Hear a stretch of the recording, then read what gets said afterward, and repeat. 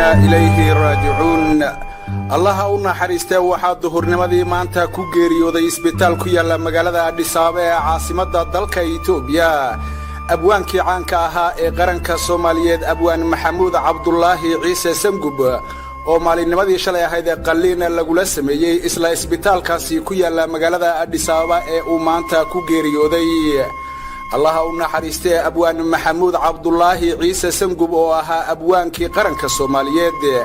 أيام المكهر وحل جيي مجالة أديس أبابا عاصمة الدلك إثيوبيا وحنا سيدا أنو حكت كهل إنه قرشه أها إن أبوان محمود عبد الله عيسى سنجب دبلو عليو deegaankii uu ka soo jeeday oo ah magaalada Dhagaxbuur ee xarunta gobolka Jarareed halkaasi oo ay awlaadiisa iyo ehelkiisu doonayeen in ay ku baxnaaniyaan maadaama uu in muddo ah xanuunsanaa. Allah u naxariistay abwaan Maxamuud Cabdullaahi Ciise Sangub abwaanka qaranka Soomaaliyeed ayaa sanadihii ugu dambeeyay waxa uu la ildaraa xanuunno kala duwan oo uu la jiifay magaalada Muqdisho ee caasimada dalka Soomaaliya waxaana marar kala duwan loo qaaday isbitaallo xanuunada ugu badan ama dhibaatada ugu badan soo gaarsiiyayna waxa kamid ahaa xanuunka macaanka sidoo kalena waxa jiray dhaawac ka soo gaaray lugta xilli uu ku sugnaa dalka Sacuudi Carabiya oo uu tagay in uu soo cimraysto. الله أونا حريستي أبوان محمود عبد الله عيسى سنجب أبوان كقرن كصوماليات وحا وكل شيء duleedka magaalada Dhagaxbuur ee xarunta gobolka Jarareed horaanta sanadii 1943 sida ay sheegeen qaar kamida eheladiisa. abwaanku waxa uu ku barbaaray miyiga magaalada Dhagaxbuur ee xarunta gobolka Jarareed halkaasi oo ay qoyskoodu deganayeen. الله أونا حريستي أبوان محمود عبد الله عيسى سنجب waxa uu ku soo caanbaxay jiraantiisii fanka iyo suugaanta Soomaalida gaar ahaan ciyaarta hidaha iyo dhaqanka ee loo yaqaan dhaantada taasi oo si weyn looga bartay daayartii isaga la soo kortay ee ku sugnayd duleedka ama dhinaca miyiga magaalada Dhagaxbuur ee xarunta gobolka Jarareed halkaasi oo waayihii yaraantiisa uu si weyn ugu soo shaacbaxay tumista ciyaaraha kala duwan ee ay ugu horeyso dhaantadu. الله أونا حريستي أبوان محمود عبد الله عيسى سنجب وحا وكسو جيدي qoysas ay biyadhigeen fanka iyo suugaanta Soomaalida oo si weyn caan uga ahaa gudaha bulshada Soomaaliyeed gaar ahaan gobolada galbeedka Soomaaliya iyo waqooyiga Soomaaliya waxaana waalidkiisa labada dhinacba ay ahaayeen kuwa looga dambeeyo amaba looga haray curinta suugaanta ay ugu horeeyaan gabayada iyo jiiftooyinka sidoo kalena waxa caan ay ku ahaayeen ciyaaraha hidaha iyo dhaqanka. si lamida waalidiintiisa labada dhinac abwaan Maxamuud Cabdullaahi Ciise Sangub waxa uu ka soo dhaxbaxay dhalinyaradii daadiisa ahayd waxaana uu ku caanbaxay fanka iyo suugaanta gaar ahaan suugaanta gabayada oo ah midda ugu adag ee inta badan lagu qiimeeyo hal abuurka Soomaaliyeed. kadib markii uu barbaaray si weyn uu ugu soo caanbaxay gabayada iyo suugaanta kala duwan ee Soomaaliyeed. الله أونا حريستي أبوان محمود عبد الله عيسى سنجب وحا هرانتي سنادي كون إيا سغال بقول كوب إيا اللحدن كي وهيامي دينا عام مغالدا إساقو أو كبلاوي مغالدا هرقيسا إيا حرونتا وقبل كوقوي قلبيت إيا ودن كسوماليا halkaasi oo uu markii ugu horeysay kaga mid noqday bahdii radio Hargeysa halkaasi oo uu gacan ka siiyay kamid noqoshada shaqaalaha radio Hargeysa. الله u naxariistay marxuum Huriyo oo isna kamid ahaa abwaanadii caanka ahaa ee soo maray geyiga Soomaaliyeed. الله u naxariistay abwaan Maxamuud Cabdullaahi Ciise Sangub kadib markii loo qaatay in uu kamid noqdo shaqaalaha radio Hargeysa waxa muddo kooban uu radio Hargeysa kaga shaqeynayay si mutadawacnimo ah ama si aan rasmi ahayn balse waxa isla sanadii 1960 bartamaheedii uu u hayaamay magaalada Muqdisho ee caasimada dalka Soomaaliya halkaasi oo markii uu tagay uu iska xaadiriyay idaacadda radio Muqdisho oo iyadu ku hadli jirtay codka jamhuuriyadda Soomaaliya. الله أونا حريستي أبوان كقرن كصوماليات محمود عبد الله عيسى سنجب وحا وعان كوها سمينت الرواية ذاها إيو عرينتا هيساها كلا دوان إيا جيفتوين كوحانا أولها heeso iyo suugaan kala duwan ah oo aad u xiiso badan kuwaasi oo intooda badan ku saabsanaa wadaniyadda abaabulka bulshada dhiirigelinta iyo sidii shacabka Soomaaliyeed ay u noqon lahaayeen kuwo isku duuban allaha u naxariistay abwaan maxamuud cabdullaahi ciise sangub suugaantiisa iyo abaabulkiisu ma ahayn oo kaliya mid ku koobnaa bulshaweynta Soomaaliyeed balse waxaa si toos ah ula hadli jiray guud ahaanba dalalka Afrika oo ugu baaqi jiray qaab suugaan ahna uu ugu wacyigelin jiray in ay meel uga soo wada jeestaan gumaysigii caddaa ee la haray qaaradda Afrika allaha u naxariistay abwaan maxamuud cabdullaahi ciise sangub abwaanka qaranka Soomaaliyeed waxa suugaan badan ah uu kaga hadlay dhibaatadii ay gumaystihii reer Yurub Afrika u geysteen waxaana uu ku guubaabin jiray guud ahaanba shucuubta kala duwan ee Afrika in dhibaatooyinka iyaga dhexdooda ah ay iska iloobaan waxaana uu ku soo bandhigi jiray suugaantiisa meelo kala duwan taasi oo si toos ah uu ugu soo bandhigayay dhibaatooyinka gumaysigii caddaa ee reer Yurub ay kula kaceen qaaradda Afrika intii ay gumaysanayeen heeso riwaayado gabayo iyo geerarro iyo sidoo kale jiiftooyin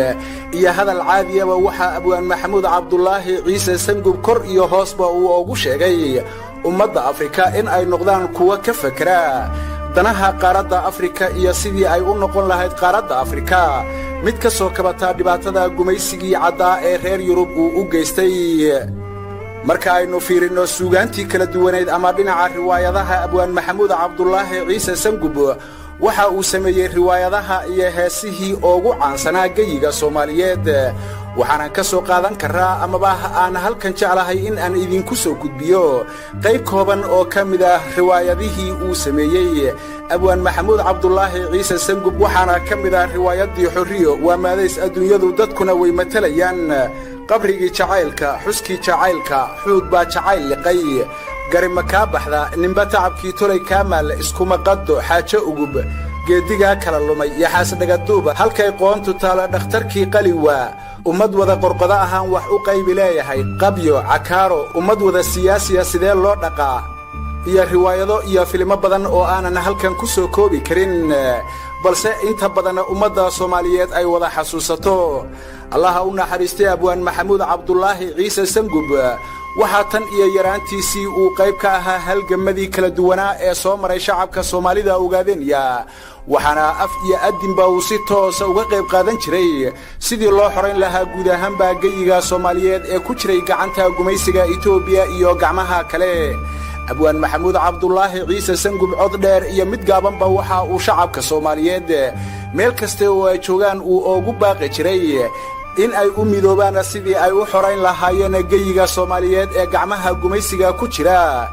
allaha u naxariistay abwaan maxamuud cabdullaahi ciise sangub dadaalkii dheeraa ee uu ugu jiray xoreynta dalka iyo dadkiisa oo xoog iyo xoolaba uu geliyay waxa uu ka geeriyooday isaga oo aan gaadhin hadafka iyo ujeedadii muddada dheer uu u halgamahayay waxaana uu qayb ka noqonayaa abwaanada iyo geesiyaashii tirada badnaa ee iyaga oo aan gaadhin hadafka iyo halgankii dheeraa ee ay ummadooda ugu jireen ka midho dhalintiisa uu Allah subxaanahu wa ta'ala oofsaday isaga iyo dhammaan halgamayaasha iyo mujaahidiintii kale ee shacabka Soomaaliyeed ka baxayna waxaan alle uga baryaynaa in uu jannatul firdaws ka waraabiyo ummadoodana uu gaarsiiyo wixii muddada dheer ay u halgamayeen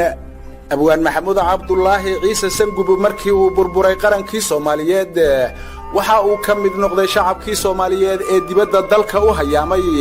waxaana qaxootinimo uu ku tagay dalalka Mareykanka iyo Kanada balse aakhirkii waxa uu ku soo noqday Afrika waxaana in muddo ah uu ku noolaa dalka Djibouti oo madaxweynaha dalkaasi Djibouti Ismaaciil Cumar Geelle uu deganaansho rasmi ah ka siiyay balse allaha u naxariistay abwaan maxamuud cabdullaahi ciise sangub waxa uu dib ugu soo noqday magaalada Muqdisho ee caasimadda dalka Soomaaliya sanadii 2012 halkaasi oo uu ka bilaabay abaabulka iyo sidii dalka Soomaaliya mar kale uu cagihiisa isugu taagi lahaa waxaana uu sameeyay suugaan kala duwan oo wadaniya oo shacabka Soomaaliyeed uu ku doonayay in ay mar kale u istaagaan sidii qaranka Soomaaliyeed dib loogu dhigbi lahaa. allaha u naxariistay abwaan maxamuud cabdulaahi ciise sangub dhammaanba maamuladii kala dambeeyey ee soo maray dalka Soomaaliya waxa uu u ahaa lafadhabar shacabka Soomaaliyeed ku abaabula hanaanka dawladnimada iyo nabadgelyada, waxaana lagu xasuustaa suugaanta dhaxalgalka ah ee shacabka Soomaaliyeed uu oga tagay, kuwaasi oo dhammaanba uu ku muujinayo qiimaha waddanku leeyahay iyo sidoo kale dhiirigelinta dhalinyarada Soomaaliyeed uu ku dhiirigelin jiray difaaca dalkooda iyo dadkooda iyo ilaalinta sharafta iyo qarannimada Soomaaliyeed. allaha u naxariistay marxuum abwaan maxamuud cabdulaahi ciise sangub isaga oo u taagan dhismaha dawladnimada Soomaaliya sidii mar kale ay cagaheeda ugu istaagi lahayd, ayaa dhinaca kalena waxa uu ka waday hormuudna uu u ahaa halganka jabhadda wadaniga xoreynta Ogaadeniya ay ugu jirtay xoreynta waddanka Ogaadeniya, waxaana uu sameeyay suugaan kala duwan oo shacabka Soomaaliyeed si weyn ay u wada yaqaanaan. riwaayadihii caan baxay ee uu sameeyay halganka jabhadda wadaniga xoreynta Ogaadeniya ay ugu jirto xoreynta dhulka Soomaaliyeed ee gacanta gumaysiga Itoobiya ku jira marka laga yimaado abwaan maxamuud cabdulaahi ciise sangub rabbi naxariisti jannaha ugu deeqe ee waxa uu sameeyay heesta caanka ah ee calanka Ogaadeniya, taasi oo ah mid lagu tilmaamay in ay tahay tan ugu qiimo badan heesaha kala duwan ee loo sameeyay calamada maamulada Soomaaliyeed ay leeyihiin. allaha u naxariistay abwaan maxamuud cabdulaahi ciise sangub marka laga yimaado suugaanta badda ah ee uu u sameeyay halganka jabhadda wadaniga xoreynta Ogaadeniya ay ugu jirtay xoreynta geyiga Soomaali galbeed, waxa uu sameeyay riwaayado kala duwan oo uu ku soo bandhigayay dhibaatada gumaysiga Itoobiya uu leeyahay, sidoo kalena shacabka Soomaaliyeed uu ugu bidhaaminayay in iyagu ay dhulka leeyihiin xaqna ay tahay in ay u dagaalamaan xorriyadda dalkooda iyo dadkooda. riwaayadii ugu qiimaha badnayd ee lagu soo bandhigo dhinaca iyo dalka Mareykanka waxa ay ahayd riwaayadii la magac baxday kaftan maaha kulanka waabari ee maxaa isu keenay, taasi oo rabbi naxariisti jannaha ka waraabiye abwaan maxamuud cabdulaahi ciise sangub uu ugu talagalay in uu shacabka Soomaaliyeed ku soo jeediyo indhahooda halganka ka socda waddanka Ogaadeniya, waxaana wixii xilligaasi ka dambeeyay abwaan maxamuud cabdulaahi ciise sangub uu dhexda u xidhay sidii kaalin mugle uu uga qaadan lahaa xoreynta dhulkiisa hooyo ee gacanta gumaysiga Itoobiya ku jiray. allaha u naxariistay abwaan maxamuud cabdulaahi ciise sangub abwaankii qaranka Soomaaliyeed intii uu ku sugnaa dalka Jabuutina waxa uu sameeyay suugaan iyo riwaayado kala duwan, waxaana soo qaadan karnaa riwaayadii iyana caan baxday ee la magac baxday dheri, taasi oo uu ku soo bandhigay dhibaatada kooxdii qowlaysatada ahayd ee TPLF ay ku haysay shacabka Soomaalida Ogaadeniya oo muddo dheer ay dhabargaraacaysay. allaha u naxariistay abwaan maxamuud cabdulaahi ciise sangub abwaanka qaranka Soomaaliyeed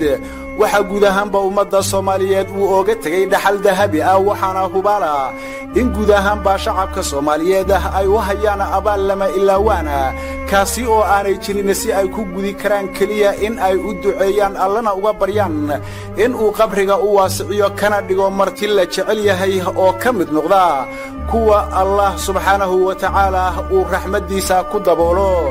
allaha u naxariistay abwaan maxamuud cabdulaahi ciise sangub